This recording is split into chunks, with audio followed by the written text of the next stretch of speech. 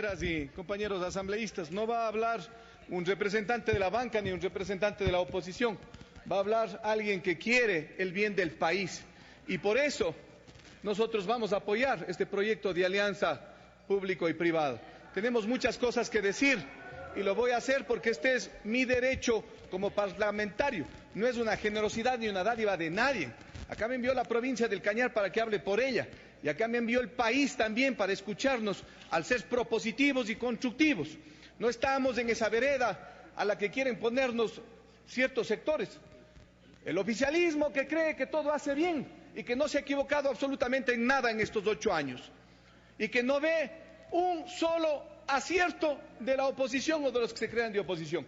Ni tampoco estoy para ponerme en la vereda de esa oposición ciega que no cree que en 8 años se haya construido poco, mucho durante este gobierno.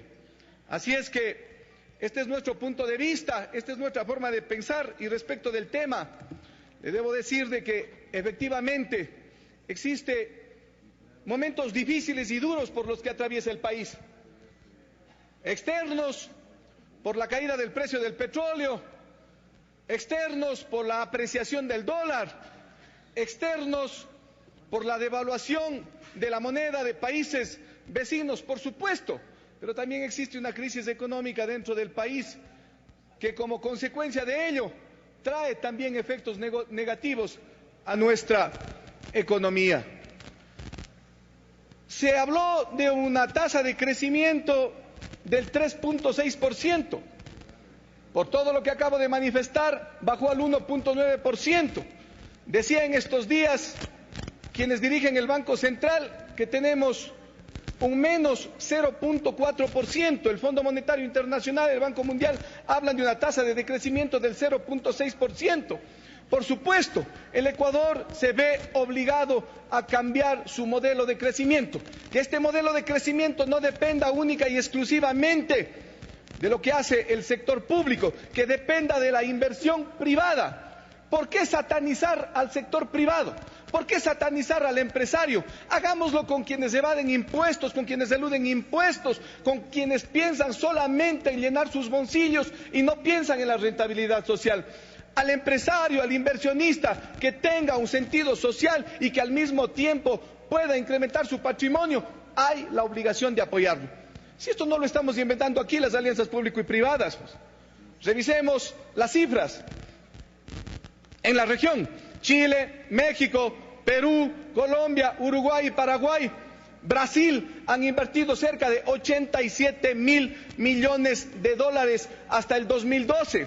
El 78% de las inversiones en Brasil vienen del sector privado. Aquí no estamos creando una ley para que el sector privado pueda realizar alianzas estratégicas a través de concesiones o delegaciones como se está planteando. La Constitución en el 2008 dice concretamente que se pueden prestar servicios públicos. ¿Cómo? De manera directa el Estado central, a través de los municipios o excepcionalmente a través de alianzas con el sector privado. Revisemos el Código de la Producción, revisemos la Ley de Modernización que viene desde antes del 2008, del artículo 41 en adelante.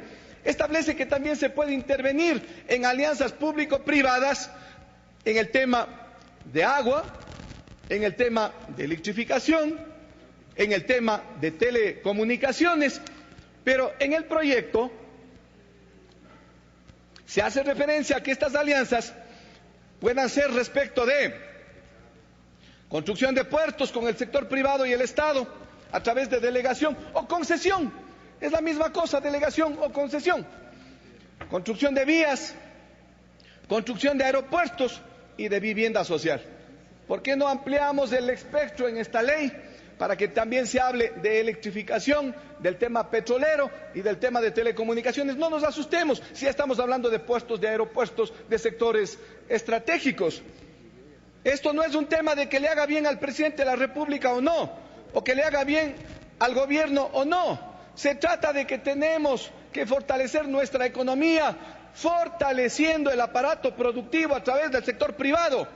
Tenemos que recurrir al sector privado para dinamizar la economía. Si dinamizamos la economía, habrá producción y productividad. Si hay producción y productividad, habrá trabajo y habrá empleo. Se habla de exonerar impuestos, porque son iniciativas para motivar al sector privado, exonerar impuestos, de que no se pague el impuesto de salida de divisas en buena hora, pero no se va a solucionar el problema económico únicamente con esta ley. Tenemos que darle seguridad y garantía a los inversionistas extranjeros y nacionales. La ley no lo va a hacer por sí sola, porque existen contradicciones. Y lo hago de manera muy propositiva, porque esa es mi forma de hacer política, pensando en el país de manera serena. Tenemos que ser muy coherentes entre lo que se hace y lo que se dice. Se retira el subsidio al gas para las industrias. Y hace algún tiempo atrás, una empresa cuencana que se dedica a elaborar cerámica, gastó $8 millones de pasar de diésel a gas. Y en ese momento se decía que con la construcción de reservas de gas que se están haciendo en el país, inclusive el precio del gas para las industrias iba a bajar. 8 millones que quedaron desperdiciados y como pérdidas por cambiarse a este sistema de energía. El tema de los aranceles, las sobretasas arancelarias, cuando se las impuso en buena hora, porque el país necesitaba exportar y no comprar, pero se quedaron en revisar cada 3 meses las sobretasas arancelarias. No se lo ha hecho.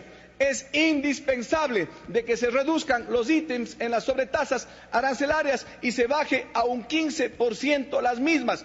La propia economía se va ajustando en el país, no hay condiciones para comprar, tenemos que empezar a vender y para vender tenemos que producir. Apoyamos esta iniciativa, pero solicitamos a la presidenta de la Comisión que por favor se retire, que se revise el artículo 8 del proyecto. Un decreto no puede reformar una ley y con esa misma atribución una ordenanza en los GATS tampoco pueden reformar una ley. Aquí se ha hablado ya lo suficiente sobre esto.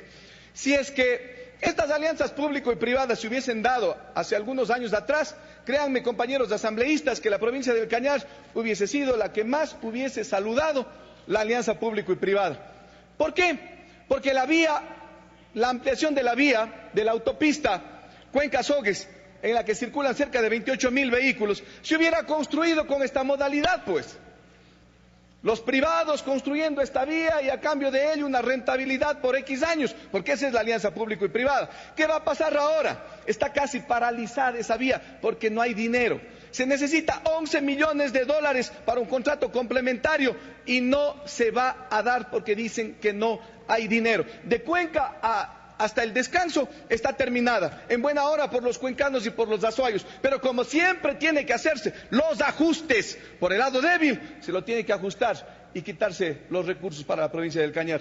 Estoy seguro que los legisladores del Cañar, con las autoridades de la provincia, exigiremos para que esa obra que con tanta buena voluntad le dio el presidente de la República a nuestra provincia, no se empañe ni se vea desmejorada por mandos medios en el Ministerio de Obras Públicas. Lo mismo pasa con la Yud Biblián, esa obra que aún no está hecha la entrega definitiva, ya no sirve. La Contraloría me dio la razón en una denuncia que presenté sobre este tema. Si hubiese habido una alianza pública y privada en ese momento, tengan la seguridad de que no se hubiera hecho o no se hubiera construido tan mal como lo hicieron la empresa privada. Porque cuando hay una contratación, por un lado está el Estado y por otro lado la empresa privada. Aquí falló la empresa privada. Igual ocurre en la vía Guayeturo-Ducur, que está abandonada. Ayer se reunieron los moderadores de estas parroquias para reclamar. Nosotros apoyamos estas iniciativas, pero no solamente va a dinamizar la economía lo que se está proponiendo en la ley, le tenemos que dar seguridad jurídica con una moratoria y una pausa normativa en tema ambiental, en tema laboral y en tema tributario, para que así la inversión extranjera y nacional esté garantizada con sus recursos en inversión en este país.